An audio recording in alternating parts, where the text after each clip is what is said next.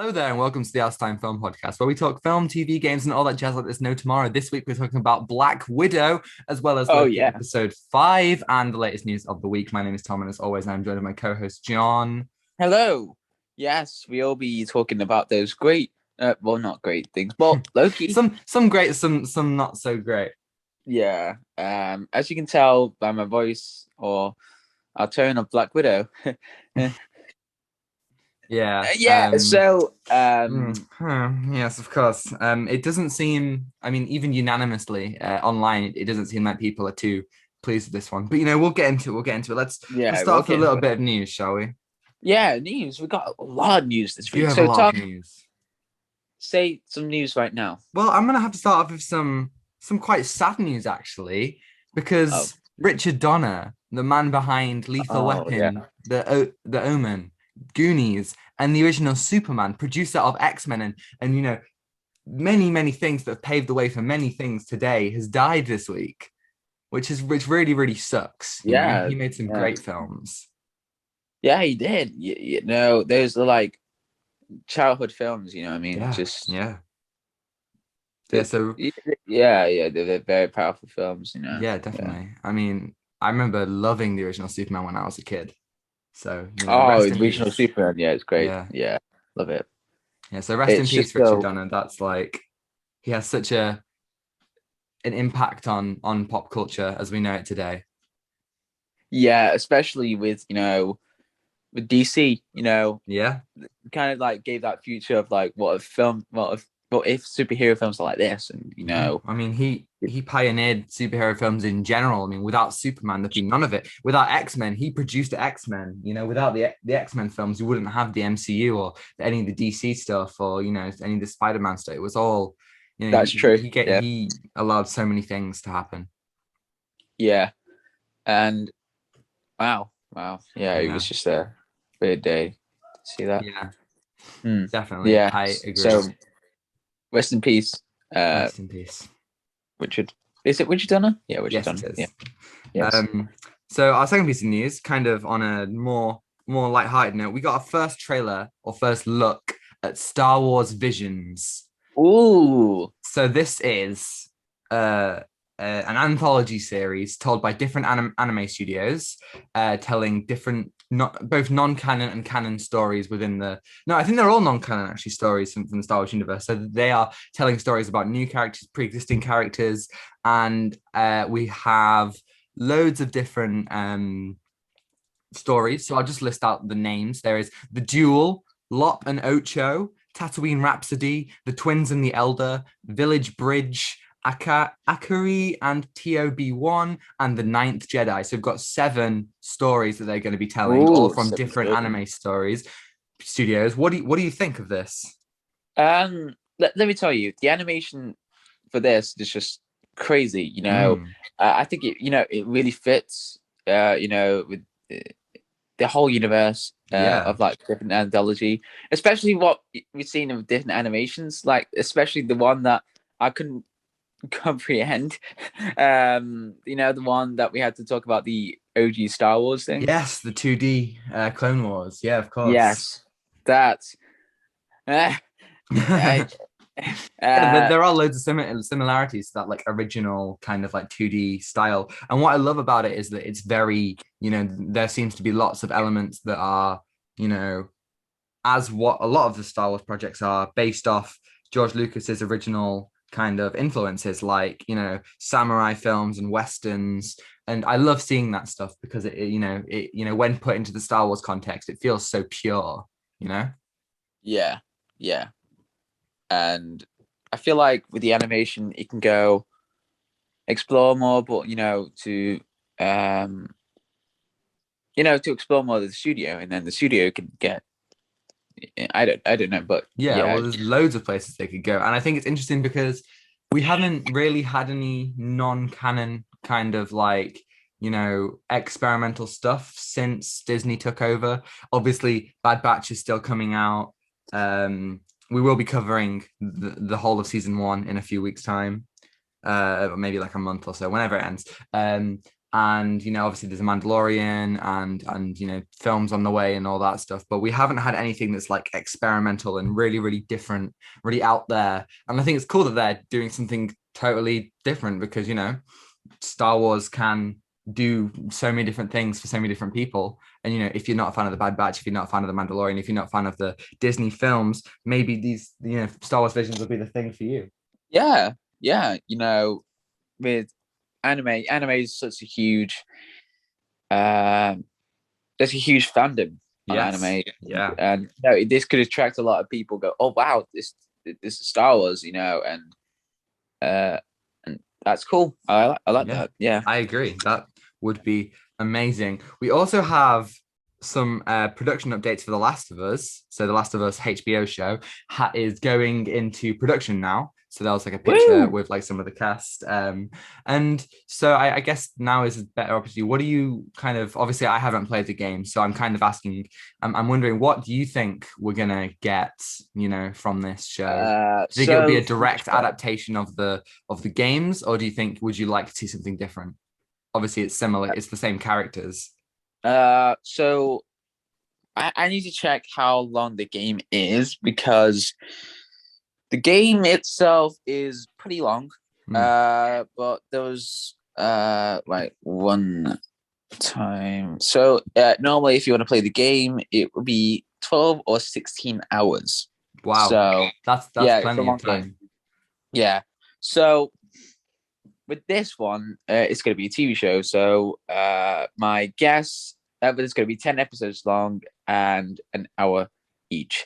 So Decent. hopefully, that's decent. So hopefully, yeah, it's going to be the same as with the game storyline, or they could adapt some stuff. But I think a lot of fans want to bring that storyline from the game to the TV show, Yeah. and which I'm glad. I'm hoping that they're doing. But if they did try to adapt something, which I don't mind because it's a TV show and they can add like a new storyline to that. But Yeah, they hopefully, I don't can. want to. Sorry. Yeah, go on, go on. Oh, and they could like add like some elements, or they could add like some tension to it, to explore more of the relationship between Ellie and Joel. But the game itself, you can explore that yourself. But if you haven't played Last of Us, or you haven't heard of it, or just play the game itself, and you know what I'm talking about. But yeah, the game is just beautiful. Yeah, I haven't But I haven't played it, so like maybe I will before the show comes out, or I might watch it or something. What I'm kind of worried about is obviously the second one was very controversial because it oh was, yeah, the because second it one. changed a lot of things. And I think Oh that god, the there second is a one. danger for this show to change things and, again, be really badly Yeah, received. I don't think it, yeah. I'm not quite sure, how people will react to it. But Oh if the second game is yeah, any indication, I reckon there is that kind of danger. yeah. So with the second game, oh my god, that came out 1 year ago. 1 year ago, yeah, Yeah, wow, it was, yeah. yeah, and the internet went quite crazy on the second game. And but let me tell you, the game itself, it's beautiful. The game engine, it looks great. The graphics are just on another scale, but the storyline itself is just garbage. It's just down the drain, Oh garbage, no. and you never want to see it ever again. And it's just it's just the characters that you love from the first game, and then they just ruined by the second game. But let's not talk about that. Let's talk about the TV show. So TV show, I hope they, bring the storyline from the game, and maybe reinvent character developments. But I'm hoping they won't add some stuff like what they did for Last of Us Part Two. But yeah, hopefully. But by the way, you can see the pictures for the production You can see I forgot his name, not Nathan Fillion. A lot of people said Nathan Fillion, but no, it's Pedro have I got Pascal. yeah, I forgot Yeah, about that. I forgot his name. it's the But Mandalorian, John. oh my god, no, it's just yeah. So they're in the car in the post production. Let me Yes. Yeah. yes, and that's in the beginning of the game. So I'm Okay. glad that. So that's good. That's good. I'm just trying to find. Nah, never mind. But yeah, I'm excited for it. It's going to be HBO Max, and I'm hoping they're going to do something right with it. So yeah. Yeah, let's hope so. Our next piece of news is another trailer. This one is for Encanto, which is the next Disney musical with songs written by Lin-Manuel Miranda, who Oh did, boy, In the Tom, it's Heights, your favorite. Hamilton. Yeah, yeah, it is my favorite. And Moana. What do you think of this trailer? It's it's. I don't know what to make out of it. It's okay. So it's about a girl who's in this place where there's it's a house. Okay, yeah, it's a Yeah, it house, and seems like then it seems like there's a family, and everyone in the family, and they live in the same house. Everyone has their kind of own unique ability. So one person seems to be able to make plants grow. One person has like super strength, and she doesn't really know or hasn't found her kind of ability yet.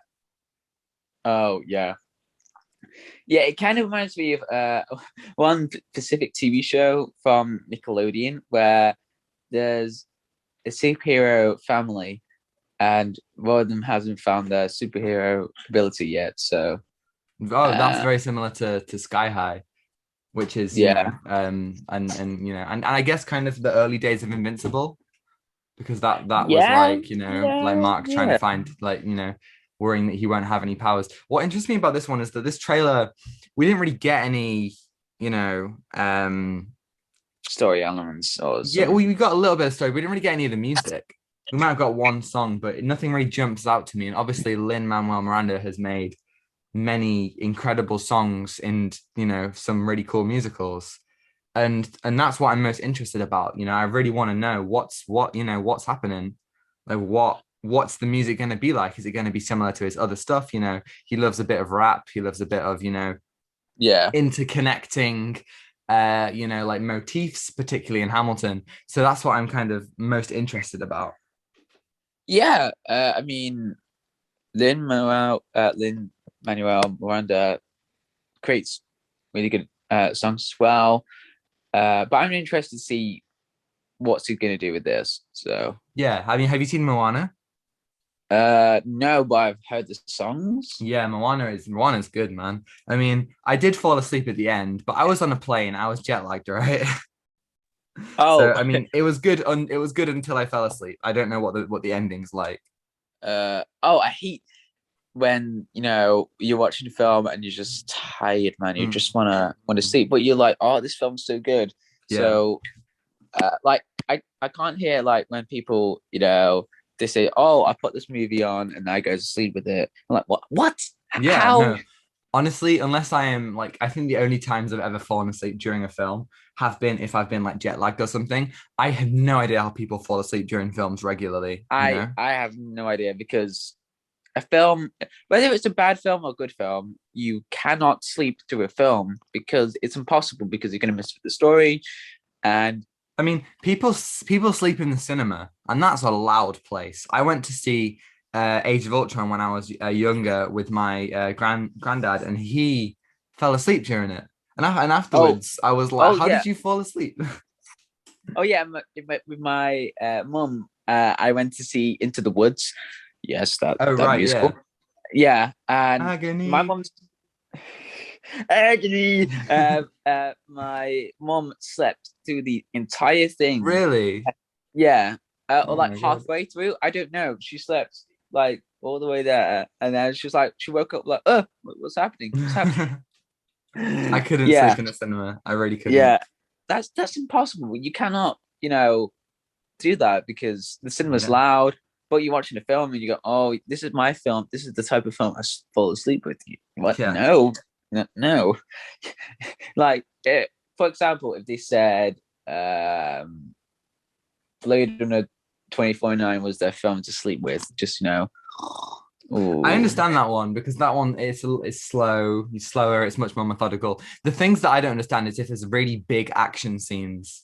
Like, how do you sleep when it's like explosions going on and all that?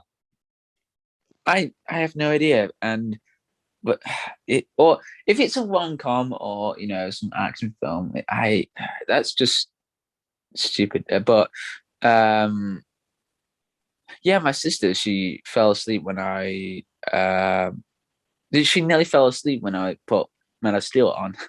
What? Yeah. What Man of Steel? What? Okay, I can't do it. I can't. Okay. Yeah. That's insane to me. That is actually insane. Like, it's not that long. I mean, like, yeah, maybe Batman v Superman, that is 3 hours, and the Snyder Cut is 4 hours, but like, jeepers. Yeah. Oh, I haven't heard that first for a while. But Jeepers creepers. yeah. It just blows my mind. Even you watching a film at late night, you're still into the film. Like, for example, you're watching at 11, you go, "Wow, this is a great film." And hopefully, you don't fall asleep, and you don't fall asleep. It's great. Yeah, But no, I yeah. get that. Our next piece of news is yet another trailer. This one is for Marvel's What If. So this is like the Yes. first like proper full trailer we've got with so many different things, so many what ifs. This series is starting in August. When is it? When is it? When is it? When is it? When is it? When is it? August When is it? 11th. August 11th. Thanks, Sean. What do you think? This just looks great because it's the animation, but Mm, also we got the Watcher. So yes. yes, and we saw many different possibilities, Mm, and the zombies. We got uh uh Carter as Captain America. Well, yeah. Captain America. So There's and Killmonger saving Tony Stark and Iron Man. yeah, and uh There's Black Panther being Star Lord. yes, there's Spider-Man as the Sorcerer Supreme. Wait, really? Yeah, that's one of them. Is I think it's on the poster. One of the most interesting ones that I found was Vision, Ultron actually making himself Vision, Oh, what? Really? and so it's yeah, it's like Ultron, and he's wearing like he's got like it's like a cross between Vision and Ultron, and I think he has the cloak of levitation. But what's more interesting is that he has the Infinity Gauntlet and he has all the Infinity Stones. Yeah, I can see. Oh my God, that would be a powerful Ultron. Yeah, right. So Uh, like this is like it's really interesting what they're trying to do. I mean, obviously, we're getting with Loki, which we'll talk about like next. We're getting quite a lot of different things. In yeah, terms of we're getting like different universes and like different variants in Loki, and obviously that promises to be another theme going forward in Spider-Man and in Doctor Strange. It's interesting that they're going to show us all these things, which I think is going to be a really nice little break. We're going to talk about it in a few weeks. We're actually recording tomorrow. We're going to talk about all the upcoming Marvel shows. oh yeah, So I think it's going yeah, to be really yeah, interesting to see kind of like what happens. yeah. And I'm wondering, with the show, it just looks great because there's so many different content and different possibilities that you can Yeah. add. And I'm wondering if this, going to add to the madness of the multiverse. Is Yeah, it I madness? mean, Multiverse of Madness. No. Every time, amazing. Well, no, this is a show that Multiverse madness. Right. the more Marvel projects they make, the more films, the more shows. This What If could go on for years. They could make What Ifs about every single film. Every single film, TV show. They could really stretch this out. So I think that's really interesting. And the prospects of this, and I think it's cool. Similar way to Star Wars Visions. What If doesn't have to be part of the MCU. It just can be a little bit of fun. It can just be like showing Yeah. some wacky concepts, some cool stuff. I think it sounds really cool. Yeah, yeah, and it's gonna like go through maybe some possibilities from the comics, going Yeah, from right, there. exactly. I But, mean, yeah, we've already got Marvel Zombies, which is, from the comics.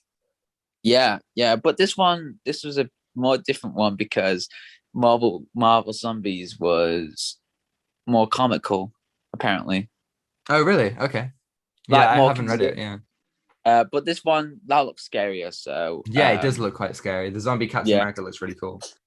yeah. I'm wondering if there's like other ones as well. Oh, zombie, Thanos zombie. Oof. Oh, I think in this trailer we saw Iron Man zombie. Yeah. Well, speaking of Iron Man, actually, what I think is cool about this show is that loads of actors are coming back. Obviously, there's Chadwick Boseman in his final performance, but most of like the actors, you got like Haley Atwell's coming back as Peggy Carter and Benedict Cumberbatch and Michael B. Jordan, so many different characters. But this trailer actually opens with Tony Stark, and it's not Robert Downey Jr., the voice. And I don't know if you noticed that, but it was so jarring to me. Wait, that's not Robert Downey Jr.'s No, voice. it was some other guy, and I really was like thrown aback, What? like taken aback. What? I was like, what the heck? Wait, I thought he was gonna voice in it. No, no, no, he's not coming back. I mean, Oh, I assume he costs a lot, Like yeah. I think like to get him back for Endgame, they paid him like $200 million. $1 billion. Okay. $1 billion. Dollars. But yeah, yeah, I did notice that, but I was like, wait, so where's the original voice actor? But we did get Chris Hemsworth. Is Did we? Yeah, no, we did, of course. Yeah, yeah. Thor without a beard. Yeah, I remember that. but Ant-Man, I think. No, Paul Wood. Yeah, Paul. Oh, no, is he? No, he's not. I don't know. Uh, I mean, there are no, loads of people in Stan this. Sebastian. Sebastian Stan. Yeah. Why am I getting it? You're Why am getting I things. getting You're names getting things mixed the up? other way round. You're just like flipping Sebastian everything. Stan. Sebastian It's Stan. Stan Please listen. Sebastian, Madness of Multiverse, Hemsworth Chris. Chris Hemsworth, right? I did say Yeah, it right. yeah, you did say that one right. Uh, yeah. So, Yeah, it looks uh, great. yeah. It looks great. It's going to open possibilities for future stuff Mm, as well. definitely. Yeah. Depending on what works, they could make films or TV shows out of some of these concepts, and they could introduce the Watcher, played, of course, by oh, that one guy, Jeffrey Wright, who plays Jim Gordon in the Batman and Yeah. Felix Leiter in the Daniel Craig Bond films. So really cool stuff. Yeah. Yeah. Yeah. Looking forward to it. Yeah, it's Yeah, going me to be too. great. So our Yeah. final piece of news is for Argylle. Argylle is the new Matthew Vaughn film, and we have a little bit of casting from it. Variety is reporting that this film is going to bring together Henry Cavill, Sam Rockwell, Bryce Dallas Howard, Bryan Cranston, Catherine O'Hara, John Cena, Samuel L. Jackson, and Dua Lipa. Not sure if Dua Lipa's ever acted before, but I want to say I love. Wait, what?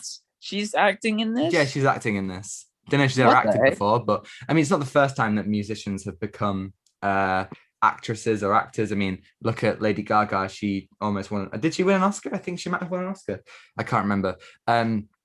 But Matthew Vaughn obviously is the director behind X-Men First Class, Kick-Ass, the two Kingsman films, the upcoming Kingsman, The Kingsman. He's producer on like Eddie the Eagle. I think that he is an amazing filmmaker.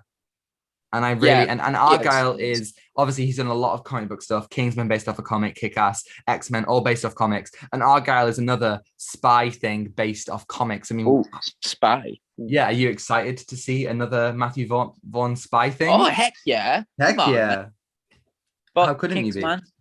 Yeah, I'm a little. I don't know how it differs to Kingsman. Obviously, I'm sure it'd be different because Kingsman. Obviously, it's like a very stylized, spy thing. Obviously, taking a lot of elements and kind of poking fun at James Bond, but also, obviously, it's a British thing. But I don't know I don't know much about Argyle, so I don't know what what it's going to be. Wow. Yeah, yeah. How come I didn't hear about this? Argyle.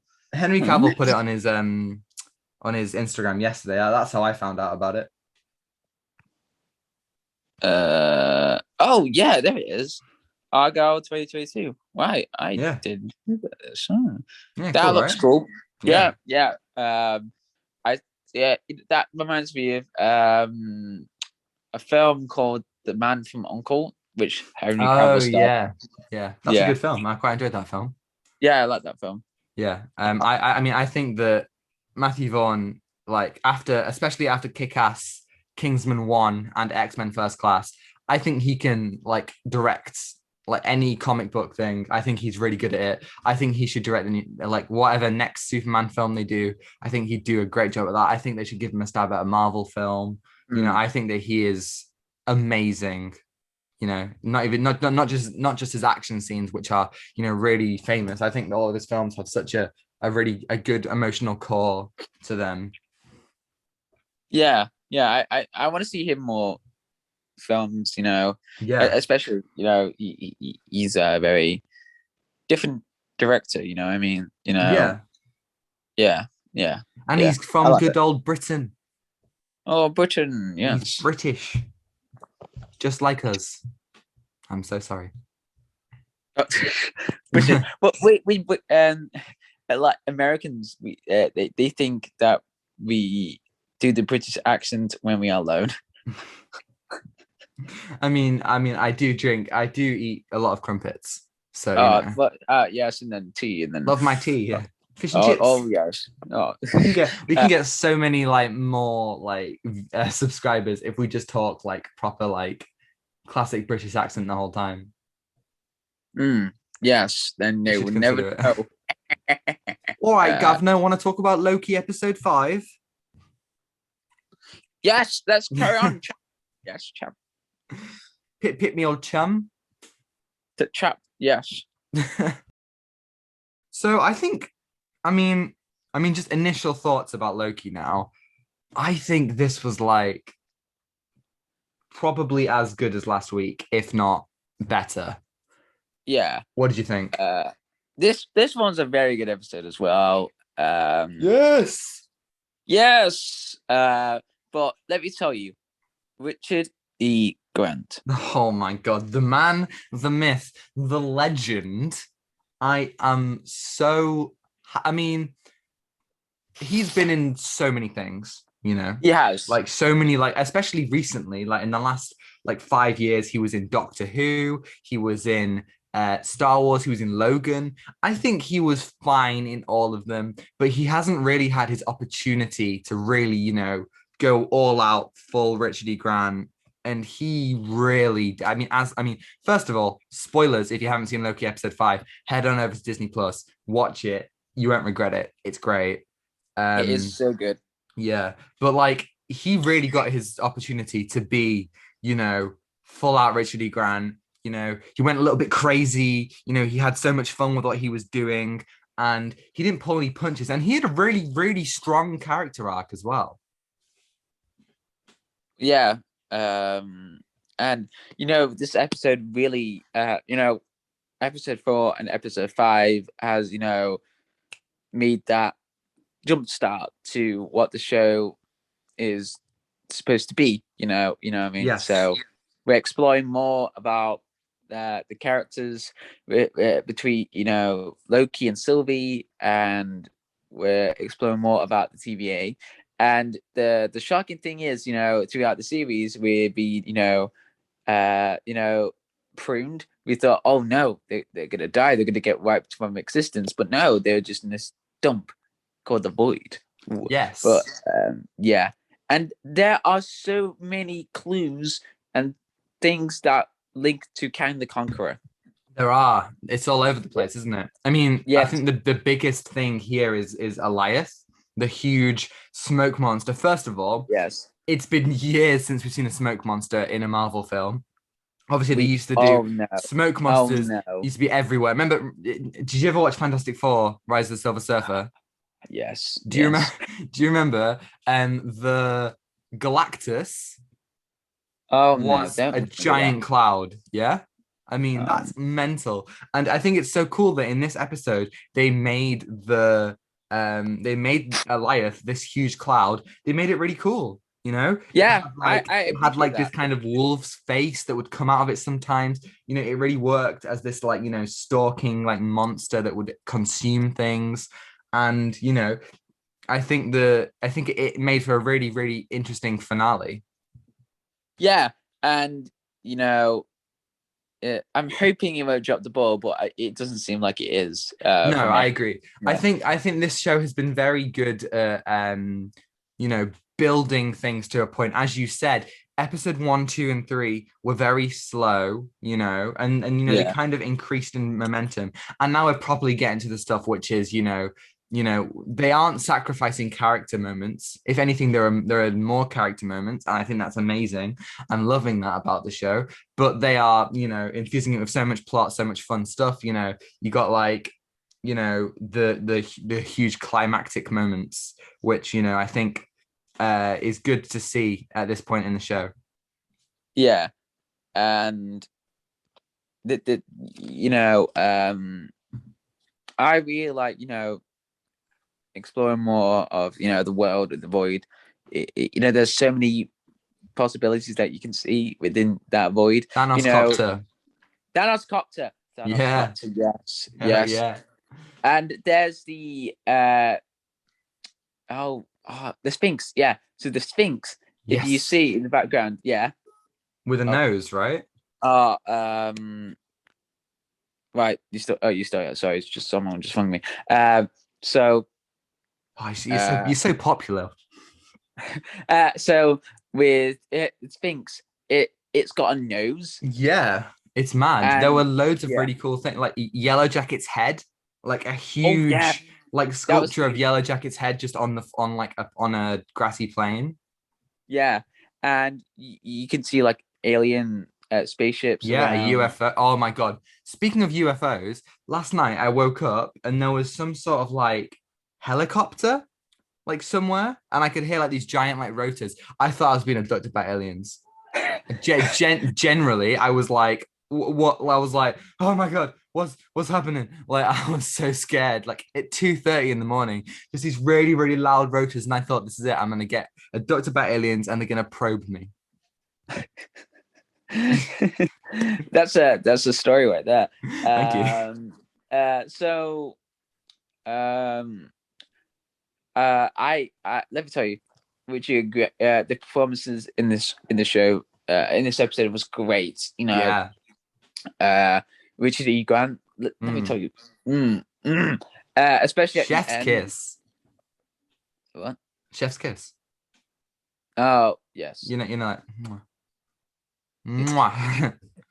Yeah, Yes. no, he So was so good. I tell you, there was one kind of aspect that I did think was a little weaker.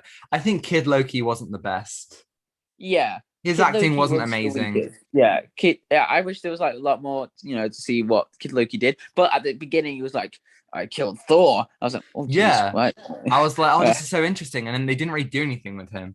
Or boastful Loki. I think it was, I mean, alligator Loki was great, you know. Alligator Loki, he stole the show. Yeah, like Yeah. classic Loki was also great, as you said, Richard Grant. I think King Loki was also really fun.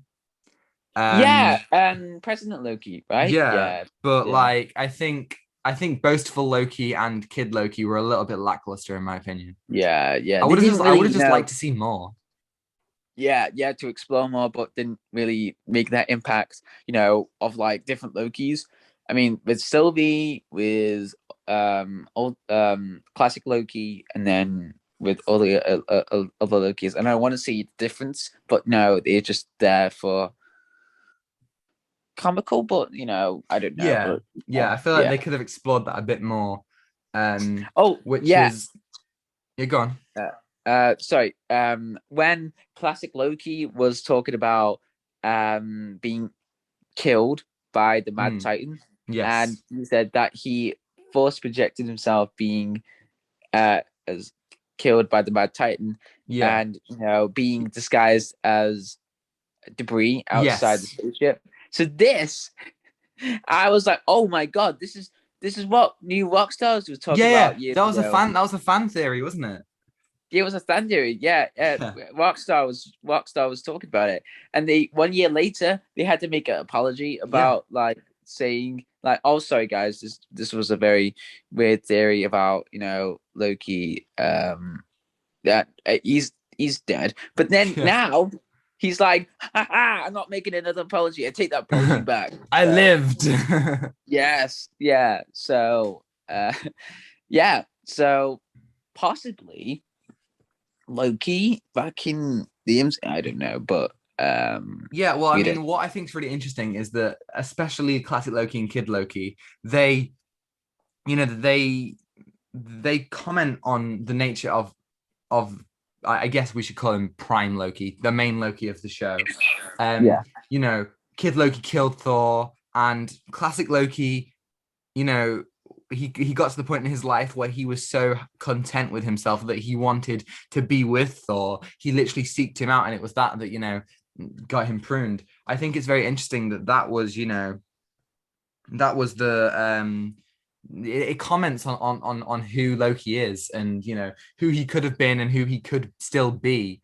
I think this show has done such a good thing developing him. It's a similar thing to Into the Spider-Verse.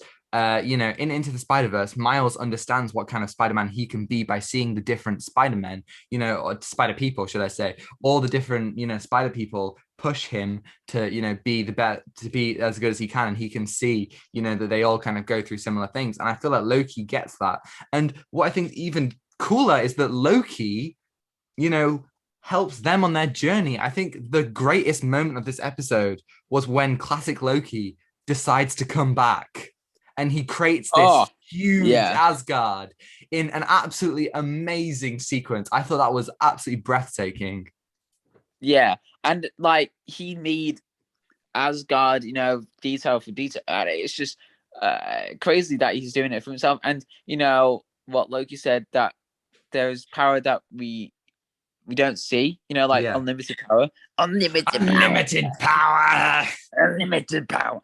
But oh yeah, the other day. Sorry, just want to go a little bit sidetracked. But I was just looking through Star Wars stuff, and then I just saw like power saying no, no. No, you will die. No, no. Sorry. I Oh, just wanted to say that. Palpatine. But okay, so Hey, with John. Hey, they, John. Hey, John. Wait. wait, Somehow wait. Palpatine returned. No, no, no. But yeah, I think this episode was so good. I mean, it had some really nice moments as well, like Loki reuniting with Sylvie and Mobius. I keep on Oh, trying to call Mobius. him Yeah, Mobius. Mobius returned. He's in his car. Wait, Oh so my god! When I saw the pizza truck, the pizza car, I yeah. genuinely thought it was going to be Tobey Maguire's Spider-Man. I genuinely thought, oh my god, is it going to be pizza time? Are we actually doing this? And it wasn't. It wasn't. But like, I was like, what the hell? Yeah. Yeah, but Tom, this will be revealed soon for Spider-Man No Way Home. Oh, Yes. But yeah, but him making Asgard to distract yeah. Elias. That is a character development right there. He said that blades are worthless in battle, but Yes, he did. magic are the ones that I don't know what they're Yeah, I for. mean, obviously, like Loki even says, "Wait, you didn't try to stab Thanos," and obviously it didn't work. And that was proven right because classic Loki died as well, even though he didn't try to stab him. I think it's really interesting because he this show shows Loki, becoming more powerful. The ending has him and Sylvie teaming up to kind of mind control Elias, which I thought was really cool to see that Loki's learning new magic. Yeah, and I don't think throughout the Marvel Cinematic Universe we haven't seen Loki's full potential. Actually, No, we've basically just seen a couple of illusions, but nothing like really, we've seen him duplicate himself. We've seen him, create projections of himself. We've seen him project other people, Captain America a couple of times, but like not not that much. yeah, but yeah, maybe we're gonna see Loki's full potential in the next episode. Ooh, but we don't know. Yes. But yeah, I mean, obviously the uh, episode ends with the view of the city, which could be the place in the where what's it called? The place you were talking about last week, where Kang is. Quantum Realm, Yeah, it and could be. Tango, Yeah, it could be that one. Is it what in Quantumopolis? Chronopolis. Yeah, Chronopolis, that's right. Chronopolis. It could be Yeah, it could be Chronopolis. I'm not quite sure what they're gonna do with it. It could be Kang. It might not be Kang. I'm worried it won't be Kang because obviously we yeah. all thought that in WandaVision it was going to be Mephisto or Doctor Strange would be involved. Or hey, we thought it'd be Wanda, but no, it was Agatha. Yay. Yeah, and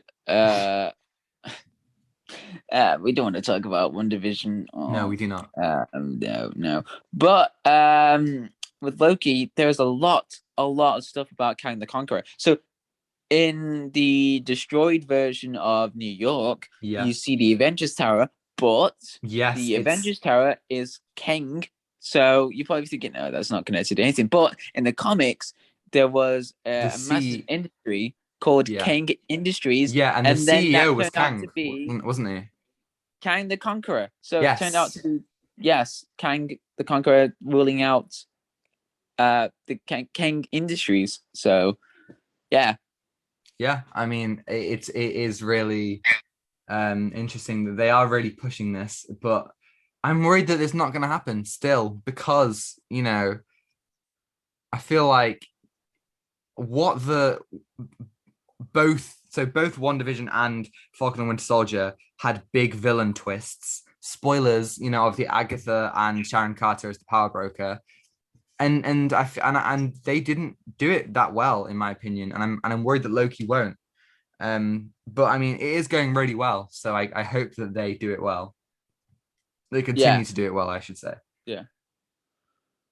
Yeah, I hope they're gonna do like a villain that is properly well in the TV show, because in the past two shows that we've seen they haven't done it well. But Mm. this, please be someone that could change the villain stuff. I don't know, but Yeah, yeah, hopefully. I mean, yeah, if it is Kang, we have the possibility for another, big villain on our hands. yeah, because if he's the one that is changing the whole timeline, or created the TVA, he's going to be a big trouble. Yeah, Like definitely. what Mobius said about we taking down Mad Titans, vampires, monsters. So they are that it's a very powerful organization if you think about it. So Yeah, no, yeah, definitely. I think it's interesting because Mobius goes back to the Timekeepers, to destroy them, but obviously he's on his own, and there's also B-15. So I assume that in the finale next week, Loki and Sylvie will go back to the Time Variance Authority to kind of help Mobius and B-15, against the woman whose name I can't remember. But yeah, because I have a feeling that they won't just want to do that off screen, that they will want to intertwine the two things. yeah, uh, yeah. So this has been a really good episode this week. I feel like the last episode is going to be taking it, to for the potential, and Hopefully. showing everything that who's behind the TVA, and who's going to be the villain, and yeah. In the end, I thought, oh, is there going to be a post credit scene? But no, there No, yeah, wasn't. no post-credit scene this week. Yeah, Which I was, it was a little bit annoying because I'm really interested to see what happens next. yeah, I guess we'll just have to wait until Wednesday. yeah. Wednesday, we'll be seeing the end of the TV show. Ooh. But Ooh. yeah, this has been weird because we've been talking about the TV show for quite a long time. Yeah. Like seeing, oh, when it's going to come out, or when it's going to be like this, and it has come quickly. It's Just interesting because out of these three shows, the one I was most excited for was WandaVision, and the one that I was least excited for is Loki. and I think that the one that I think is by far the worst is WandaVision. And I think Falcon Yeah, Winter Soldier and Loki have been so much better. I think I still prefer Falcon and Winter Soldier. It depends really on what happens next week, but I think right now I prefer Falcon Winter Soldier because it was better paced all around. yeah, But and I might change my mind on that. I might. yeah, and we saw a lot of things in Falcon and the Winter Soldier that I thoroughly enjoyed. You know what I Yeah. mean? Like with the characters and seeing that character development with Sam being the Captain America. Yeah, And I think that's yeah, still some of the most powerful stuff in the MCU. You know, it might not have been the most it might not have been perfect with the villains and all that, but I think that, you know, it had a really strong message and really strong emotions. So what would you give Loki episode 5 out of 10? 8 or 9. Oh yeah, I agree. I think I liked it as much as last week, and I think I gave last week's a 9, so I think I'll say 9 or 8 or whatever I Yeah, gave last 9. week's. Yeah, Yeah. 9. Yeah, 9. It's just, you know, imagine next week's episode is going to be a 10. Oof. I'd hope so. I really would hope so. Yeah, yeah. Um, yeah, man. Yeah. I'm looking forward to next week. Me Yeah, it's gonna too. be great. Yeah, Uh, hopefully so. is there any last thoughts about this episode? No, I don't have anything. Acting's great. Soundtrack, I love Yeah. the Oh soundtrack. yeah, soundtrack keeps on getting Oh, better every let me tell week. you, the soundtracks Oh, in the end credits and throughout the show is just great. You know, yeah, I yeah, agree. yeah, I want to listen to more of the soundtrack when the soundtrack gets released. What else? Yeah, I think that's it. I'm Yeah. looking forward to next week. Yeah. So, from what is some really good MCU content to what is, in my opinion, not so good MCU content, let's talk about Um, Black Widow, shall we? I'm so sorry, man. I'm so sorry. So, I mean, I said it last week. I wasn't always too excited for Black Widow, but I think I got more excited, you know, last week. And I'm really upset that it wasn't. I wasn't that impressed. In all honesty, I really yeah, wasn't. I was really yeah. hoping that they would, you know, give a really nice swan song to the character. That they would, you know, really, you know, give us exactly what we've been hoping to get since 2011, since she made her debut in Iron Man 2. Show us that, you know, I feel like the film kind of wanted to show us that um she's not just a side character. She can be her own character, but I feel like it really struggled in so many different ways. What did you think? I I'm not impressed with this at all. Uh, this was a disappointing film, Mm. honestly. Um, there have been a few people giving it high ratings, but the vast majority have given it like low scores. And Yeah, yeah, it's upsetting because I would have at least hoped that, you know, I would be, you know, that we would be in the majority and that people would like it, but no, it's not looking good. yeah, Which I think really sucks. and with the majority of the film was just a mess. It didn't really explore enough things as well, especially, you know, the film was promising us to see everything about Black Widow, but we Yeah, you know, it yeah, promises we're going to explore the past, and I feel like it it did to a point. I feel like, in my opinion, the best part of this film was the opening 20 minutes. I really, really liked you know, stuff. It was very, you know, grounded and gritty. Seeing Natasha and her family get ripped away from their life, you know, seeing Natasha and Yelena react to, you know, their happiness being ripped away from them in such a way, and to their parents just, you know, losing all of their you know, compassion and stuff for their kids. I thought that was very, very well done. Like, you know, and I think the chasing of the plane was, you know, pretty sweet.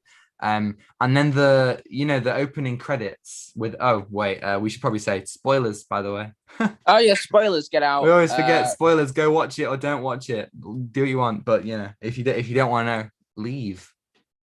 Leave, But yeah, leave. the Yeah, opening like credits had all these really cool and interesting, like gritty and dark stuff of, like these girls being taken and used against their will. And they kind of just stopped exploring that. And, they went from something that was really, quite powerful and, quite real and quite hard hitting to stuff that was, either dumbed down for jokes or just, like presented in the bare minimum in a very, it sits in between the realm of a, of a kind of stupid comedy, focused comic book film like Thor Ragnarok and a really gritty, darker film like Winter Soldier. Yeah. But this film it didn't really balance a lot of things. So you can tell how disappointed I am with this film. I can hear it in your voice. So, right. There was comedic timings that didn't really the comedy was horrendous. I mean, I think my least favorite character in the film was Red Guardian. Well, okay. No, my least favorite of the main protagonist. I don't like the character of Red Guardian. He's a terrible character. Let me tell you. At the beginning, he gave away Natasha and Yelena, and what the heck? I just don't have any empathy for that character. Like, oh no, I was Red Guardian, and go your Russian accent there. Oh no, I was Red. Oh no, I was Red Guardian. It was so interesting, that he would so easily give up his daughters. And I thought that would have made for some really interesting stakes later on. But all he did was prattle along about Captain America, make jokes, get the piss taken out of him because he's fat. He was literally just a shell of, he didn't have any empathy. He spent, whenever somebody had something to say to him, he would just be like, what are you saying? It's like he had literally no like emotional connectivity, and they could have leaned into that, but they really didn't. There was nothing that kind of, that there's the only time he had a moment where he properly said sorry and he really said, I know that I've been terrible, it was undercut as a joke. And so all of that emotional impact fell absolutely flat. It was so frustrating. And at the end, he spent the whole time talking about how he's going to beat up Captain America and how he's better than Captain America. And at the end, he fights someone with the same skills, Taskmaster, who has the same skills as Captain America. And they didn't do anything with it. Yeah, you take the words out, and oh my god, I did. This is the first time I wanted to see a character that I wanted to, see beat up brutally, because, he was not. He just gave away those. He just gave away the daughters, like just those away, and the Yelena explains about what the people did to her in the Red Room, and I was like, wow, can we see the characters just they treated him like a funny guy, but he didn't get that moment of redemption. He did some horrible things and he barely says sorry for it. There's a moment where he's like, oh sorry, but it's like, it's not genuine, it's not earned. It's just not.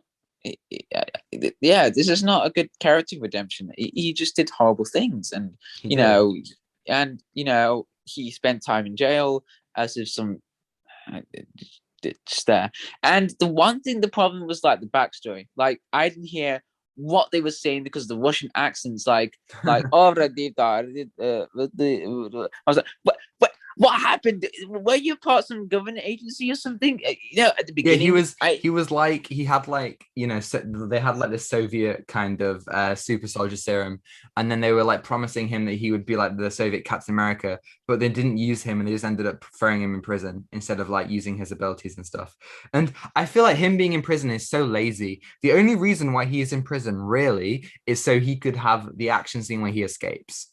They could have had like him just do anything, be in hiding, just be a drunk, who is like, like just living at the bottom of the social chain. It would have been so much more interesting if he wasn't thrown in prison, if he was just, if he had just been cast aside. in many different ways. I feel like they literally put him in prison as an excuse to do, the escape action scene. Yeah, and yeah, and it just didn't fit well. And then later on, they had that dinner scene, and Yes. there's so many pointless things. Wait, I just have to say, why did Melina have Red Guardian's outfit in her house? Why did she just have it? That was so weird. She's just like, oh yeah, I've got Red Guardian's suit for some reason. What? No, I don't get this because Melina hated him for a while, didn't she? Yeah, yeah, she really did. Her And character is another somehow, crazy one. yeah. Oh yeah, Melina. I just don't have any. She sent off loads of innocent girls to the Red Room. She's still doing it at the point of the film. She Oh tortures wait, pigs, and she doesn't get any comeuppance, no yeah, consequences for this. and the way that she said, "Oh, okay, I'll help you." What do you mean?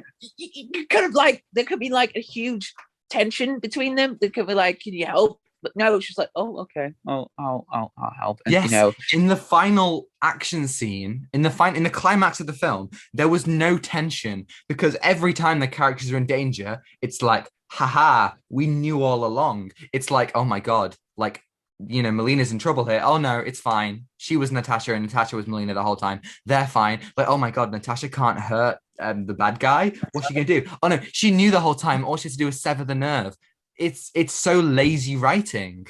It's it not like is it's lazy. not like a clever thing where it's like, some kind of Doctor Who thing where he's like, actually, Yes, I know what to exactly. do That's all what the I'm time. thinking. Yes, Yeah, it's not and clever. It's just pointless. it's stupid. It's stupid. You just can't think of like on the spot, like, oh no, how about we get the characters to know the things before they go in? But no, that's stupid. You could add something creative. No, you Yeah. just had dialogue and you gave us exposition and you fed us just giving us that stupid thing. And I hate Yeah. films when you do that. It is so lazy. And this film already had no stakes for Natasha. We know she dies in Endgame. That is already a big problem that they have to solve. And they didn't solve it. There was no stakes the whole time. I never once thought that Natasha was in danger because how could she be? The Yeah, film never, if this film's set in between Civil War and Infinity War, if this film came out in 2016, 2017, I think it would have had so much more stakes because the fate of Black Widow would have been so much more in the air. And they yeah, barely dealt with any of they had like one scene, the post-credit scene was the only scene that acted as any kind of farewell to the character, but Kevin not really Feige huge and farewell. yeah, exactly. Kevin Feige and Kate Shortland, Scarlett Johansson, all the people involved were like, "Oh yeah, this film is the proper send off, to It's Natasha." not a It proper send wasn't. off. It wasn't. It wasn't. No, no. It was a terrible send off, but not a huge send off because Natasha Romanoff, as a huge character in the MCU, just gets nothing. She just doesn't get a huge funeral, even though Tony Stark does. But Yeah, I said last week she needs a funeral, and what did she get? She got a little gravestone. Like it was so pathetic that they had that scene in there, which was a decent enough scene, but it was like it was so obvious that they put that scene in there just so they could have her have a grave. Like, look, guys, she did have a grave. Stop complaining. I'm just disappointed. Me too. Honestly, I was so hoping that this film would defy my expectations and that we'd finally And get the Black Widow film that we really, but it was very, very lazily written. I mean, the actors did a good job. I think it's fair yeah, to the actors say do a good job. Florence Pugh was very, very good in the film. Definitely the And standout. what I wanted to see was like the full thing about what Black Widow is, like what the character is, Yeah. but like to see her background, to focus on her, like on her journey where she is. But no, they decided to focus on her family, which is kind of pointless. No, it is pointless, and you just go do these stupid things as well about The the character family. of Like Black you got Widow the pig, gets you got Red Guardian, who's an idiot and also a terrible person, and you got Melina, who's not doing anything, and you got Yelena, who's I think in fairness, Yelena is the best character in the film.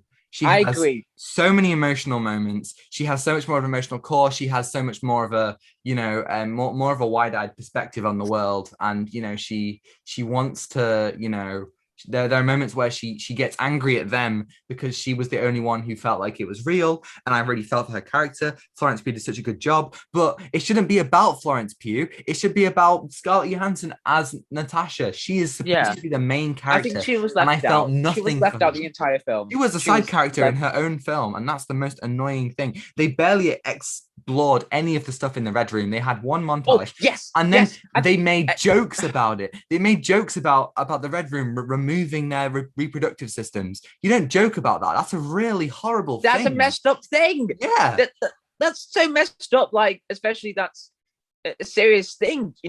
Like, God. But and also they were focusing on the serious elements at the beginning of the film, abducting the children and girls, and they were just abducting them, and it was like, oh my God, this is really serious right now. It is. And but no, they decided to make it comedic and left out. God, I'm just. It's such a disappointment that And they really could have made something incredible. They could have made Marvel's version of Wonder Woman, And this is, I want to say this, what is so annoying. The person who wrote the story of this is Jack Schaefer, right? You might recognize the you're name kidding me, right? because You're kidding me. they wrote WandaVision and had an uncredited writing credit on Captain Marvel, all of which, in my opinion, are very, very lackluster projects. That was It's so, Schaefer. yes, and I think that's so Are annoying that you she had to be the kidding one to me? write the You, Black Widow film when she'd already, delivered really lackluster WandaVision and helped on Captain Marvel, which I think was also lackluster. This could have been Marvel's Wonder Woman. This could have been the film that made us, really, like, it uplifted us, and it made some really interesting points about humanity, and it tried to. It really tried to. I mean, let's talk about the villain for a moment. He was such a weak villain. So weak. The idea of him being no, I'm not talking about Taskmaster. We'll get to Taskmaster. We'll talk about Taskmaster. I'm talking about the other guy. I don't remember his name. Oh, that guy, Dragoff. Dragoff. Yeah, that's right. The idea that he is, an abusive man who is taking all his women is such a good idea. That is so powerful, and they do nothing with it. There are a couple of scenes where this is almost explored. But God, he has no presence throughout the film. He has maybe 3 scenes in the end, and his whole main thing is that Natasha can't attack him because of his smell. He uses the power of smell. What is this? What writing is this? It's ridiculous. I hate the writing. Oh my God. I just want to get the writing, burn it, and I'll rewrite it myself. And just say, this is how you write it. Do not do lazy writing. Think about creatively about the character and the villain and how it can work together. It was just such a, and they honestly, like, they talk a lot about Budapest in this film. Obviously, we've known about Budapest since Avengers. Budapest. I did not get Budapest as well. Like, was Budapest a good time or was Budapest a bad time? But no, it's about an assassination of. They talk about in Avengers, she says, oh, just like Budapest all over again when they're talking about fighting aliens. And Hawkeye says, you and I remember Budapest very differently. How is killing a young child the same as fighting aliens? I'll tell you how. That's it's not. Messed up. Honestly, the idea that Natasha killed this child is so interesting. The idea that they had to spend days getting out of this building. It's like Black Widow and Hawkeye in Die Hard. It's so cool. It's so interesting. And why didn't they make a film about that? That would have been great. That would have been so interesting. That would be great. Like a backstory to, about the relationship between Hawkeye and Black Widow. And we were like, oh, that's so good. But no. Yeah. We just saw a messed up one. I understand that they wanted to have Black Widow be the center, and if Hawkeye's there, she can't be the center. I get that, but what they used Budapest here as very flimsy guilt. Natasha has this guilt about killing this young child, this guilt that barely weighs upon her until the end. We can talk about Taskmaster now. Taskmaster having the most underwhelming and ridiculous reveal of their identity in like any Marvel film. I can't Yes. believe how ridiculous it was. Let me tell you, the plot twist of Taskmaster is so clear that you can go to the opticians and you can go and get your glasses. You go, oh, yep, I can see the plot twist a mile Yeah, away. yeah, you really could see it coming. It's like, oh yeah, this daughter who I had literally not one bit of surprise on me, you know? I was not surprised at I was all. just like, I was yeah, just great. You know, great. my friend, I was talking to my friend yesterday, and he said exactly what I think they did. They did X-Men Origins Deadpool with Oh my Taskmaster. god, they did. Taskmaster They didn't did. speak, didn't, have any character, was literally barely like they are in the comics. The suit was ridiculous. I mean, do you want to know why the Taskmaster didn't have a skull on their face? Why? Because China restricts films that have skull imagery on it. So Marvel weren't going to make it because then they'd lose out on the Chinese market. They literally made What? him look, her, should I say, made Taskmaster look ridiculous What? and, totally unthreatening, nothing like they do in the comics. I don't even remember Taskmaster using a sword. They do have a It, shield, and they have some cool action moments, with like um, in the fights, but barely any. The design is so just boring and forgettable. it's weak as well. It's just doesn't have that presence. It's just a stupid presence. And let me tell you about the pacing. I hate the pacing Oh in my this god. film. The pacing Yes. was just stupid. Like one scene, they're doing the action, and then they just stop for a couple of minutes for the Black Widow, who's just falling down, and then it goes out. It's like, oh, is that over? No, they continue, and then they just go back and forth, and it's just so jarring. And the camera work. Can I just talk about the camera work in this? Go for it. Oh my god, there was so many fast cuts in this Oh, film. the action was, I mean, I think the action was decent, it Yeah, looked well in some scenes, choreographed, it had some good yeah, chases. However, it was so over edited. it was Literally so over edited. Yeah. every hit had a different edit on it. Like what happened to the long takes in Winter Soldier where Captain America and the Oh Winter my god, Soldier yes. are going toe to toe? That was some of the coolest stuff. All they had to do was cut down the editing, and I know that they use it to mask stunt people, but just like figure out a different way to do it. This scene had not one, not two, not three, not four, but five action scenes in a row. You've got the scene where Natasha meets Taskmaster, which I think is a good scene. Taskmaster is like, like mirroring her, and she has to escape. I think that's quite cool. And then Natasha and Yelena fight for no good reason. Why are they Yes. fighting? Yes, that We'll was never such know. an unnecessary scene that I wanted not to have because I thought, they could have a good conversation and go, it's good to see you again. And then that would be, oh, okay, that's good. But Yeah, no, they had a you fight can. scene. I think what they don't understand is that you can have tension without having the characters fight. They can have tension between them. And I think there are scenes with tension where characters don't fight, but you need, like they just swapped it out. And then there are two separate chase scenes, one with some of the other Black Widows, who are, like trying to resist their programming or whatever, and then one with Taskmaster through the streets of Budapest, and then you've got the prison break all after each other. It's ridiculous. There are little moments in between, and there are some good moments in between, but they're not given any time to breathe. How is it that we've seen Black Widow in so many films, but I feel like I don't know who she is in this film? Yeah. I just heard a breaking news voice there. And it was just so jarring to watch. And it's not a Marvel film. I'm going to tell you this, it's not a It's Marvel definitely film. one of the weaker Marvel films. And you want to know what this is really upsetting? This is the first film in Phase 4. This is the first film in Phase 4. And this is how we open it. That is so soul crushing to me. That's the first film in Phase 4. Yeah, it's so upsetting. I mean, let's talk about the ending, shall we? The ending has like. Well, I was about to talk about. No, go on, yeah. Oh, I hated the stupid concept about the room, the red room, being in the sky. It was ridiculous, wasn't it? Cloud City. What we doing here, you know? Like the final action scene was so boring, just taking place in corridors and, walkways, in boardrooms, you know, it doesn't none of the oh my God, it's raining so much outside. Can you hear the Yeah. rain? Do I need to shut the window? No, it's good. It's Okay. good. I didn't Um hear. I didn't hear a thing really.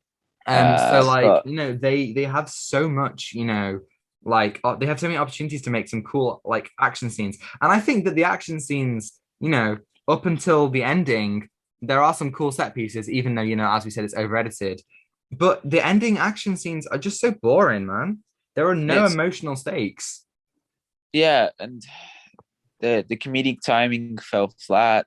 Yeah. The characters are not justified, but they're just complete horrible people. Apart Yeah. from Yelena, who And has that character development. the ending is so confusing because you know everyone is forgiven for all the horrible things they do without any proper like character points where we get to see them getting over it. They all they get over it off basically off screen, and they all forgive them. They even forgive Taskmaster. And they all go in a helicopter and leave, and for some reason Natasha stays behind, which I have no idea why. Like, why did she stay behind? We'll never know. Um, I think the sequence where they're falling from the sky is quite cool. Yeah. That was. I mean, obviously a lot of CGI, but I think the concept is quite is pretty sweet. Yeah, but the whole film was just a complete mess. There was nothing that I enjoyed. There was apart from Yelena, who was a good character in this one, Yes, but and the writing in this is just disappointing. I agree. Yeah, and the ending. I Let's talk about the really ending. yeah. Well, the post credit scene. Yeah, yeah. Let's do it. We got Val again. Woo. Yes, we got Val, who was in Falcon and the Winter Soldier, Yes. and she is Madam Hydra. So, Yes. So I guess, uh, and I think it's interesting that, it's set, obviously this is setting up the Hawkeye show that Florence Pugh, I'm pretty sure, was previously reported to be part of. And the idea is that she is going to be going after Hawkeye for the death of Natasha. This is going to be a yeah, revenge thing. But here's the thing, right? All it takes is one simple conversation, and Yelena will realize that he definitely did not kill Natasha. wait, All he has to how did say. no? Wait. How does she know? That's such a good point. How does she know, right? No, seriously, Yeah, how does she know? I have no idea. What She just was found that out a what huge happened. announcement? Was Yeah, that a huge announcement, or was like a huge? Oh my god, it yeah. is raining The heavily. yeah, I know, right? The Avengers did a press I conference where they were just like, "Hey guys, it's us again. We're basically, we went back in time and we went to 2014. We went to this planet called Vormir, and Black Widow jumped off a cliff, and it was a whole thing. And then we used some stones. Like, how does Val know that? And also, all Hawkeye has to do is say to Yelena, Natasha killed herself to save the universe. She saved billions of lives. It wasn't me. I wanted to do it, but she did it instead. You know, like I did not kill her. Like that's all you have to say. It's not difficult. It's unfortunately really really flimsy. Yeah, and all I wanted to have that this whole film to explore her beginning of being that how she became Black Widow, after the consequences, or after the Red Room. So Yeah, I mean they yeah, said it in between Civil War and Infinity War, and she had the opportunity of a film where she chooses her loyalties, because in Civil War she doesn't know where she stands, and she makes the choice to be to help Cap out, but then she's still not kind of sure, and she has to run away. And there was an opportunity for her to now understand her true calling, and to join the other Avengers, on the run and do the right thing. But that is not explored, at all, and it's so annoying. It's so unfortunate. yeah, and uh, Yeah, I'm just disappointed. I want to go outside the rain and think about why I watched this film. We'll just insert a clip of you just standing in the rain, just crying, Yeah, just considering why I, Black Widow exists. I wanted to make a short film today. I thought you can help me, but I want to have a rain sequence, and I just had like this perfect song to go along with it, Mm. and I thought you can help me with it, like with the camera moving, I tell you what to do, but yeah, and yeah, there's one perfect rain sequence right now. Hopefully it will rain later, but I don't Yeah. know. But anyway, yeah, what we're talking about? Oh, Black Widow. Yeah, Black Widow. Um, I hope this isn't. I mean, I hope this isn't. This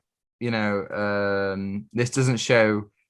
This isn't like a prelude of what's to come, because like I hope Spider-Man's good. Eternals and Shang-Chi look great, so yeah. I really hope that Black Widow is just a blip in the system, but it definitely is one of Oh, the weakest MCU films, can I just say unfortunately. something?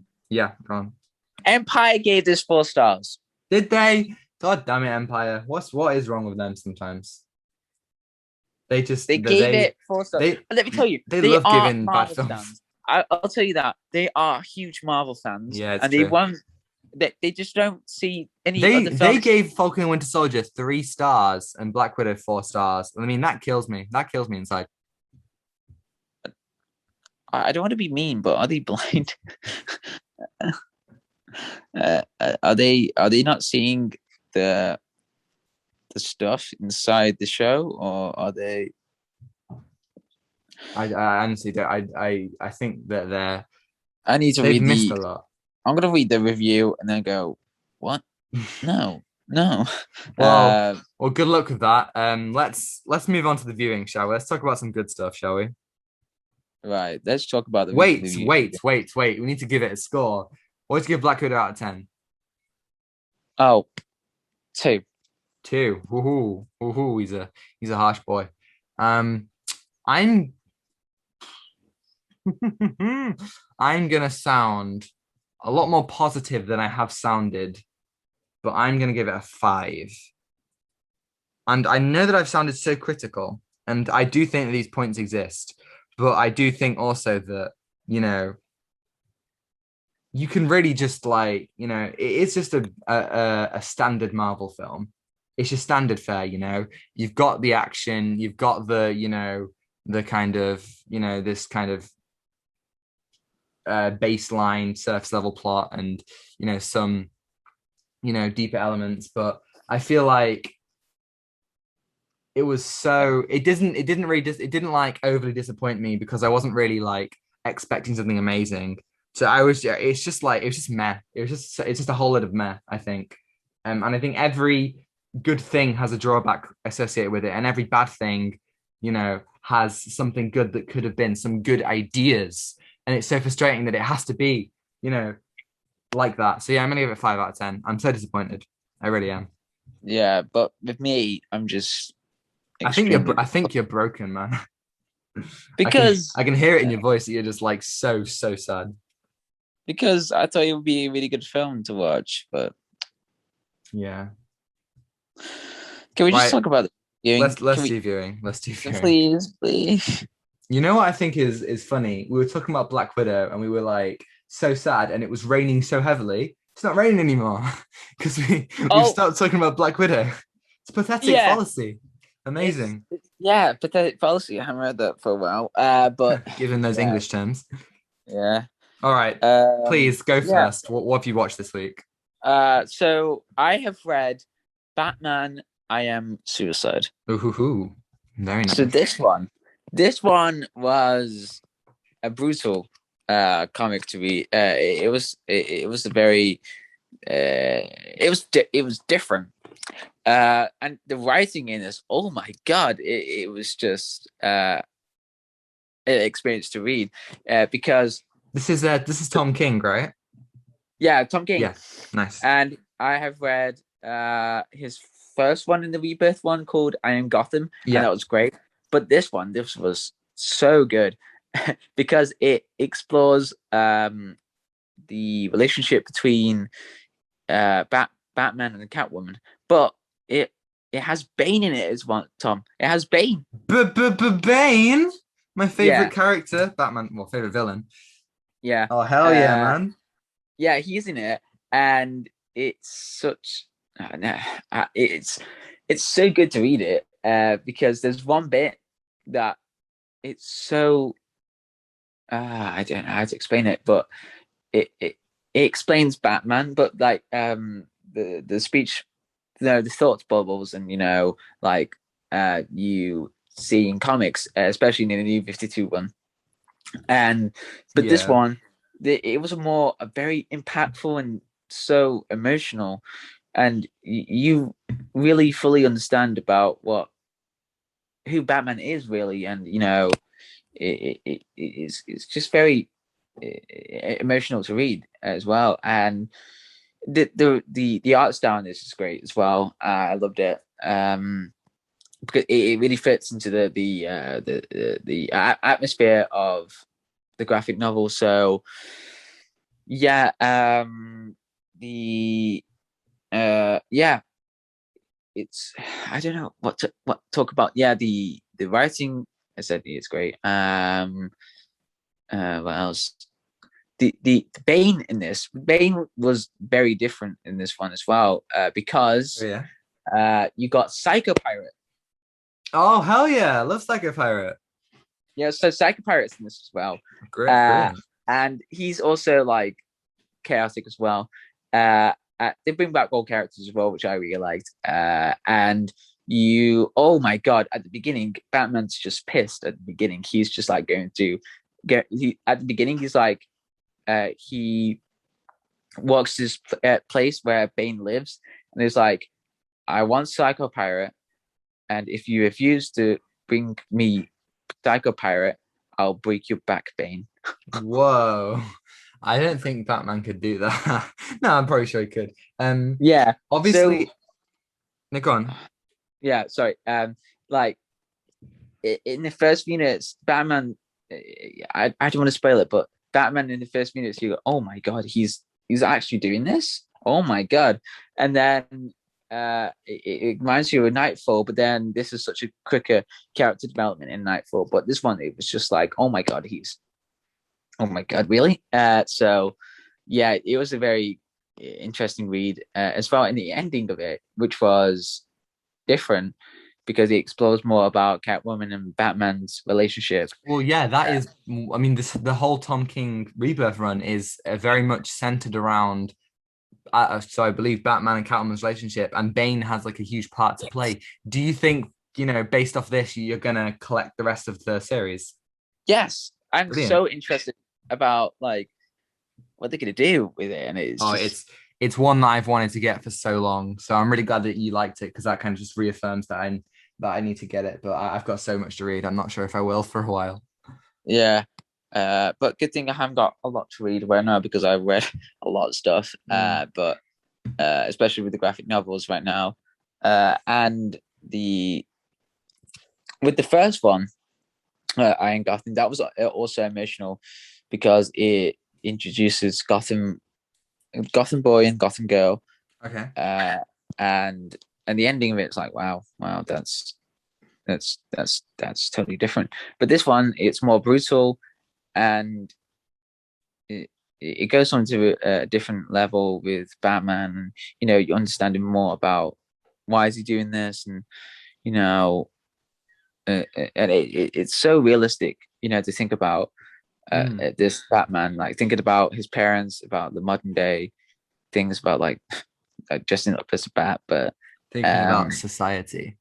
yeah, all society. But yeah, this one was such a good read. I am going to give it a 10 out of 10. Ooh, high praise, high praise. High praise, yeah, a high praise. This one was definitely a good read, and I recommend to anyone reading this one as well. I'm excited to read the next one because it's called I Am Bane. So Yes. Exciting. yes, I'm Ooh, excited. Jeremy. I'm excited. I'm excited. Uh, yeah. I got more stuff to talk about what I watched this week. So Tom, What you watched? Well, I watched an absolutely incredible Netflix special called Bo Burnham Inside. Now, Oh, I heard about this. Yeah, yes. yeah. Now I'm not like so over familiar with Bo Burnham. He was in Promising Young Woman and he was great in that. And I know that he can sing and he's like a comedian and stuff. And this whole special is basically him during the pandemic, during lockdown, in his like kind of working area, kind of trying to understand his place in this world.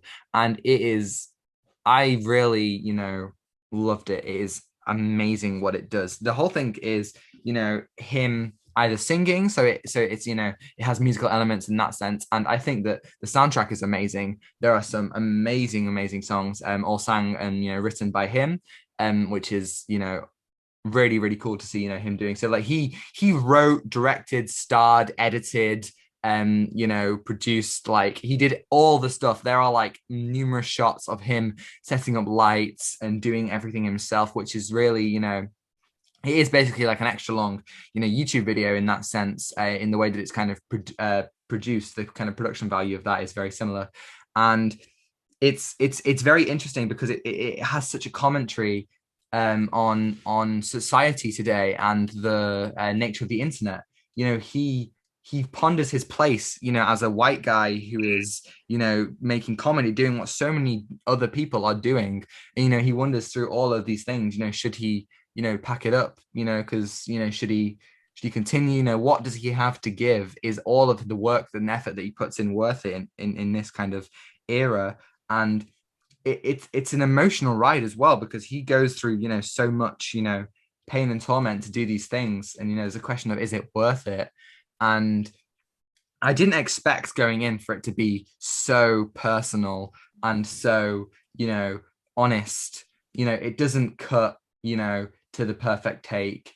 It has the interludes of him doing something wrong, him trying to speak and like fumbling with his words, him like setting stuff up. And I think, that is why everyone is going on about it, because it is so honest, and it reflects the experiences of so many people, who do this kind of thing, who have this kind of anxiety and this kind of depression when it comes to, making content. And it does it on such a intimate scale that it's unlike anything Yeah. I've ever seen. And yes, it's on Netflix. I have to give it a 10 out of 10. It's incredible. And if I were to count it as a film, it would be one of the best films I've seen this year. Um, and I think it's absolutely incredible. I'd recommend it to everyone, absolutely anyone. It's a really good, insight into mental health. It's on Netflix. It's only an hour and a half, so just you can bang that out in an evening. And yeah, it's amazing. I definitely recommend it. And yeah, I had so absolutely incredible. Wow. Right. Would you Yeah. give it? Yeah, 10 out of 10. 10 out of 10, definitely. Right. Right. Wow. Wow. Wow. Yeah. Wow. Wow. Wow, wow, Yeah. wow, My wow, wow, sister's wow, been wow. recommended it to me now. Yeah, So amazing. yeah. So yeah, what else have you watched this week then? I have watched this crazy film. Uh-huh. So Tom, Yes. I've told you this whole Dragon Ball Z. Yes. So I talked to you about it to you in 2018 when it was a Hmm. snow day. Oh And yeah. Oh my God, I remember that. Oh, that was good. yeah, yeah. We had a So I huge snowball watched fight. both of those. Yeah, yes, huge snowball fight. So I have watched Dragon Ball Z Super Broly. Okay. Now, it is it is insane. I was watching last night and I was just mind blown by the animation and by the okay. So this you don't need like a huge knowledge about the whole idea of the Dragon Ball Z universe. Like you just know about the characters and you know about like what they do. And so there's okay, I'll tell you. So it's about these characters called Goku and Vegeta, and they live on Earth, and they are Super Saiyans, Yes. and and they are. This is after this thing called the Tournament of Power. So they determine who's the most powerful, who's the most powerful Super Saiyan, or who can defeat in a fight. And the fighting is crazy. But this one, it goes the background to a character called Broly, and Broly. How do I describe him? He is he's mixed with the Incredible Hulk, but with Thanos and with the Infinity Stones as well. So Oh God. he's like a he's abandoned on this planet, and then he gets saved by this villain called Frieza, and he gets manipulated by Frieza, and then they have this massive battle, and yeah, but I'm not going to tell the whole story about it. But yeah, this one was different to watch because it was more focused on a specific character, which is Broly, and I really liked it. It was an enjoyable thing to watch, and the animation was very pleasing to watch. And you could understand what's going on, but it's so intense and crazy at the same time. With a lot of anime fans, I could recommend this, and you just go, "What the heck? It just happened!" But you'll like it, and it's just such a different film. And it was the 20th anniversary feature film. So Oh wow. yeah, so it was continuing from a TV show, a TV series. So yeah, so the animation design is on a different scale, and yeah, and whoever are like Dragon Ball Z fans, there's going to be a huge announcement on San Diego Comic-Con next month. So Oh yeah, yeah. Comic Con this year is it's gonna be quite empty. quiet, isn't it? Yeah, because Yeah, Marvel and DC aren't showing up. I don't think Star Wars is either, and that's normally where most of the big things happen. Obviously, DC yeah, now has DC fandom, and I think Marvel's going to be doing stuff for, D23 or whatever Disney thing that they'll do. yeah. But yeah, so they had this massive announcement for Dragon Ball Z for a new film. So because they said this is a massive one, so Ooh, uh, nice. yeah, so I enjoyed it. So I'm gonna give it. I mean, there was story elements, but it was more emotional to the character of Broly. Like you can understand what he's trying to do. But it's not the best, but I really liked it, so I'm gonna give it a 7 or an 8. Ooh, nice. I feel like an 8. It was a good watch. It was a good watch. So I would recommend it for anime fans, but if you don't want to get too confused about what's happening, um, don't watch it. But I personally, for me, I really enjoyed it. So yeah, Awesome. yeah, Brilliant. yeah. Well done. Well, that's it from me. I don't have anything else that I've watched this week. But I do think that do you have anything else that you've watched? Okay, so this might sound a bit weird, Well, but because I'm thinking that we should, because we're recording one tomorrow, we should probably talk about them tomorrow. So we got like more stuff to talk about in the viewing. I could. But no, this was a quick one. Okay, that's So fine. um, I have started watching Wolf of Wall Street. Oh, damn.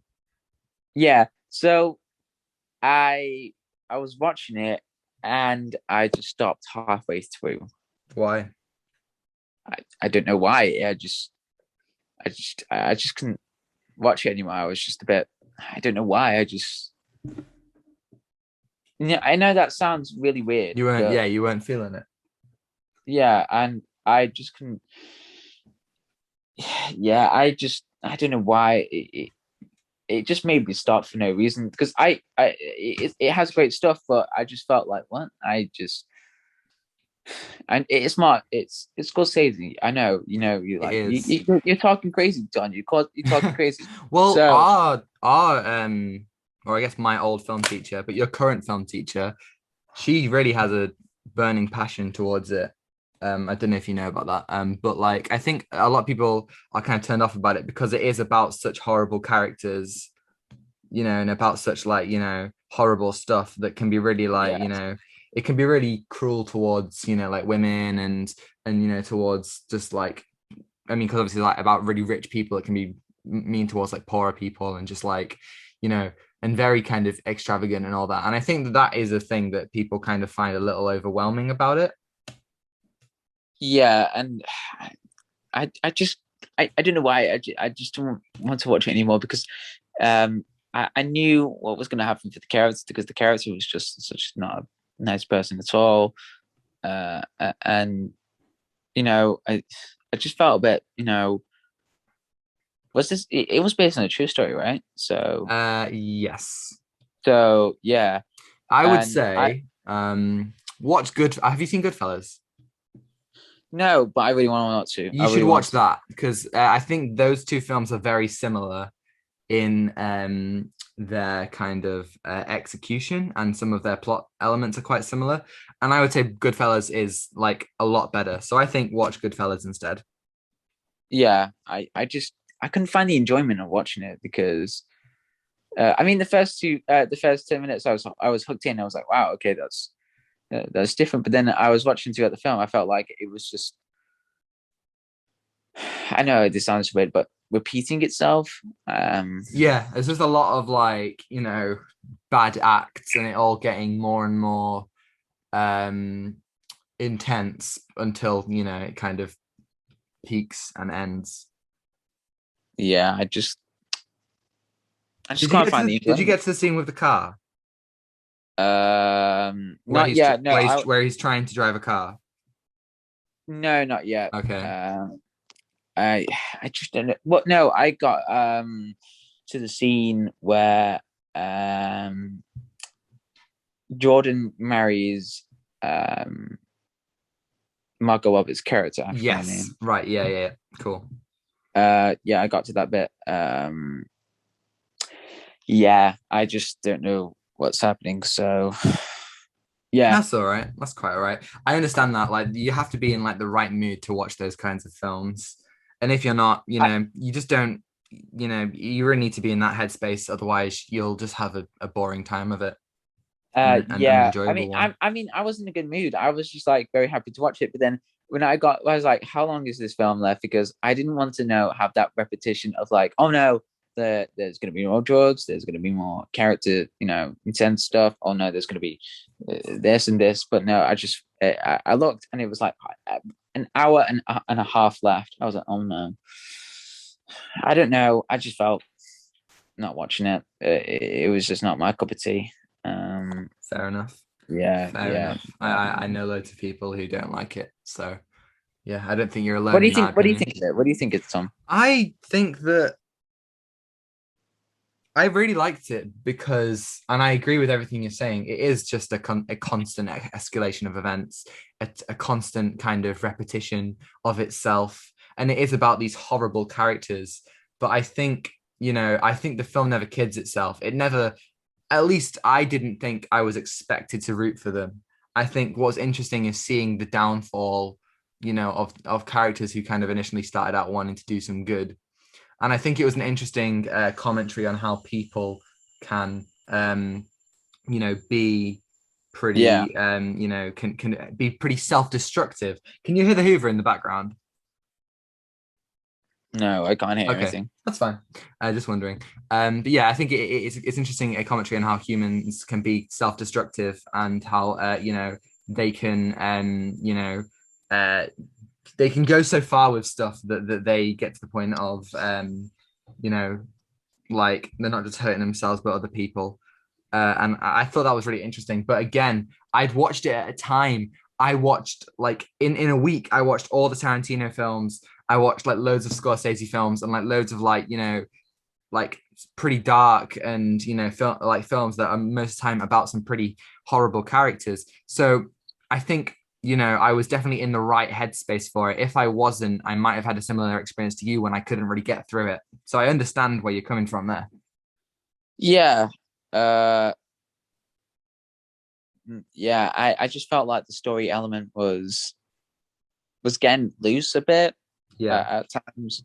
Like I wanted to be more focused on the story, but no, it was more focused on the events, Mm. like what they did, and I was not really interested in that. I wanted more explored by the character, know what he actually did. But I know what he did in the film, but not really. No, I don't know how to explain it. But like the most important events, but not the Yes. ones that you know. Yeah, I it was just yeah. I need Yeah. to. I might. Yeah, I'm gonna watch I Goodfellas. get you. Yeah. I think Goodfellas shares a lot of the similar plot threads in the journey of the main character. Obviously it's set in the background of mobsters instead of whatever they're doing in Wolf of Wall Street. And I think Goodfellas is much more successful in it. Um Um, so yeah. can I talk about one thing that I had a problem with? The Yeah. film itself felt too modern. Like Okay. it felt like being in the present a lot. You know what I mean? Like Yeah. the film is set in the 80s, right? Really? Yeah, No way. I did not know it that. is.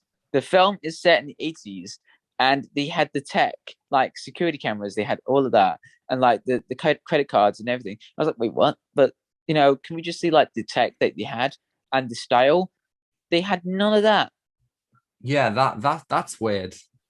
That I will agree that is a little bit odd. Because I thought that suit the film better. Like, oh, we can understand why he's living luxurious like this, but no, it just felt too modern. It just felt too out of place in the timeline. It just, I was, oh, where's the American accent? Like had that 80s, that style of it, but no, it had nothing. It yeah, yeah, it didn't that felt like sounds. watching it that doesn't it doesn't feel like watching an 80s film, you know what I mean? Because Yes, I understand that. like watching Once Upon a Time in Hollywood, that felt like you were transported into there and you finally understand, okay, that's the time, Hmm. that specifically. But that with Leonardo DiCaprio and Margaret Robbie, and it felt too present day. But no, it just, yeah, that was the problem that I was having with, yeah. Yeah, no, I understand that. I didn't even realize that it was set in the 80s, and so yeah, I understand that kind of dissonance with the time period can make it, Yeah, a little it's bit set more in confusing. 1987. Really? Wow. Who knew? Not Yeah. me. I swear that he has a mobile phone. Yeah, I swear he does. Yeah, At the I swear he beginning, texts his wife or something with at a the mobile. beginning of the film, I swear he does. At the beginning of the film, I That's weird. swear that was the problem that I was having because it just Yeah, that no. kind of really took me out of place. I was like, oh, all right. And the fourth wall breaking, I mean, that hey, was good. makes for some good memes. Hey, was all Yeah. Okay. was all this legal? Absolutely fucking not. I mean, I like the performance from them. They're great. They're great. Yeah, But I think it's got some amazing performances in there. yeah, right. I think I gotta start talk about. Yeah. Yeah. Let's roll it out, shall we? Yes. Well, thank you everyone for watching our Descent into Madness once again. I feel like every time we talk about a new film recently, we've just been ranting all just like the whole time, just like why. Why? So But yeah, if there's next like a really good film coming out, yes, we can talk about the positives of the film because this that. hopefully the Suicide Squad. Oh yes, the But Suicide we Squad. That's but we will also be doing the Space Jam films. oh And so I don't know. I haven't seen either of them, so I don't know what that's going to be like. yeah. So yes, thank you everyone for listening. Next week we're going to be talking about Monsters at Work, the sequel to Monsters Inc. On Disney Plus, the TV show.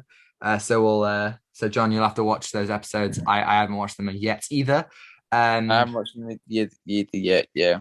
And yeah, if you enjoyed, please give it a thumbs up and consider subscribing if you want to see more. Do you agree with us about Black Widow? Do you not agree? Tell us why in the comments, or throw us an email at outsignefilmpod@gmail.com, or get in touch with us, or just follow us on Instagram, on Twitter, outsignefilmpod, or follow me on Twitter at Tom the Boardman.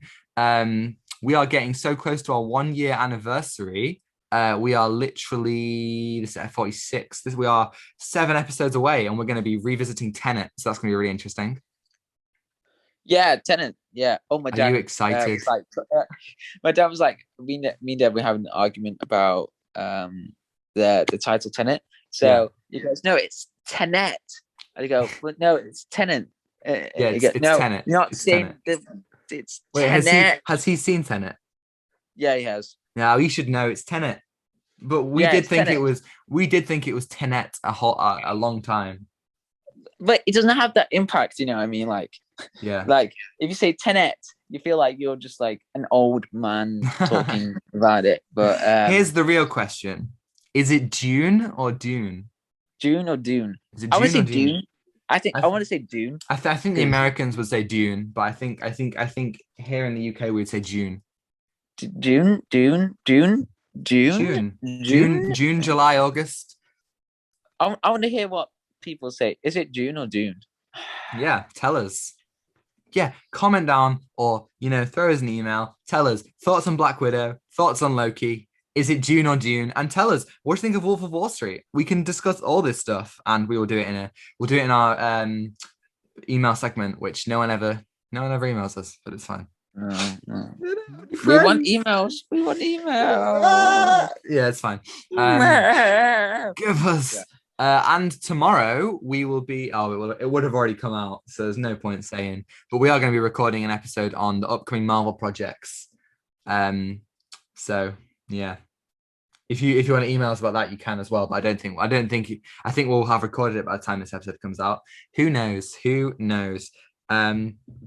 yeah, is that it? Yeah, that's it. And that's it.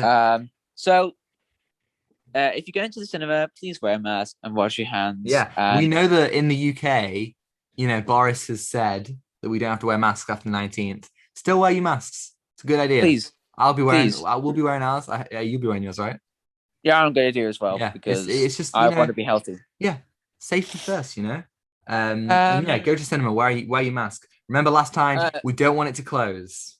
Yeah, and the cinema experience when I was watching Black Widow, it was all right because there was we were at the front row. Oh, not the front row. It's the worst place to be. Not the front row, but the exit is. Oh, really? Yeah, there. And there was so many annoying people just walking throughout the film, and I was like, "Oh, can I see the action?" And there was children just running across up and down there. It was just like really. Yeah, it was annoying. When I went to see it with my girlfriend, we were right at the back, and there were 2 people next to us just on their phone the whole time. And we were just like, I want to die. It was so annoying. It really was. Hey, I got some good trailers, though. I got Bond. No. Oh, yeah. Wait, sorry. Before you say that, we didn't get any trailers for Black Widow. No trailers? No trailers at all. Nothing? Wow. That's sad. I'm so sorry. We didn't get any trailers. We didn't get any fun, Tom. What? We didn't get any fun. I didn't get to see the Suicide Squad on the big screen again. I didn't get Suicide Squad. I was hoping for Suicide Squad and Shang-Chi. Didn't get either of them. We got Bond, and I don't remember what else we got. We definitely got James Bond, and I can't wait for Bond. That's going to be great. We have an episode in October, and we're going to talk about James Bond. Finally, I'm so excited.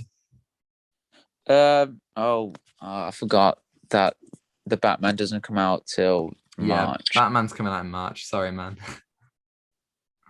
But hey, we got plenty of comic book films we're going to talk about on the podcast. We've got Shang-Chi, we've got Venom, we've got Venom 2, we've got Eternals, we've got all 8 Spider-Man films. We'll be fine. Yeah. Anyway. I love the reaction. I'm like, woo, and you're just like, oh, I don't want to die. Black Widow really broke you, didn't it? Yeah. Yeah. So, yeah. That's it Brilliant. for the week.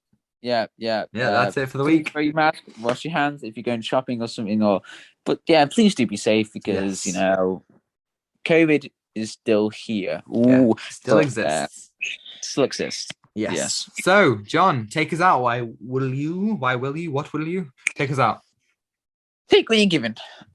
Give nothing back. Goodbye. Goodbye.